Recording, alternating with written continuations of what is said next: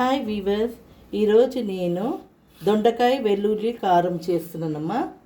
Stove వెలిగించాను, 3 స్పూన్ల నూనె పోస్తున్నాను, స్పూన్ జీలకర్ర వేస్తున్నాను, కొద్దిగా మెంతము వేస్తున్నాను, 3 పెద్ద ఉల్లిగడ్డ వేస్తున్నానమ్మా, ఒక 15 ఎండుమిరపకాయలు వేస్తున్నానమ్మా, కరివేపాకు వేస్తున్నామమ్మా, కొద్దిగా ఉప్పు వేస్తున్నాము, 1 స్పూన్. ఇది బాగా ఫ్రై చేసుకోవాలమ్మా, లైట్ బ్రౌన్ వచ్చే వరకు. ఇప్పుడు తీసేయాలమ్మా. Spoon oil వేసుకోవాలమ్మా. మళ్ళీ ఒక 3 స్పూన్లు మినపప్పు వేసుకోవాలి, స్పూన్ల ధనియాలు వేస్తున్నానమ్మా. తీసేయాలమ్మా, బ్రౌన్ అయిపోయింది, తీసేయాలి. 500 గ్రామ్స్ దొండకాయ ఫ్రై చేసుకుందామమ్మా. అది చల్లగా అయిన తర్వాత బ్లెండ్ చేసుకుందాం మిక్సీలో. 1 స్పూన్ పప్పు వేసుకున్నాను, 1 స్పూన్ పసుపు వేస్తున్నాను. మూత మూసి ఇది బాగా మగ్గియాలి దొండకాయని.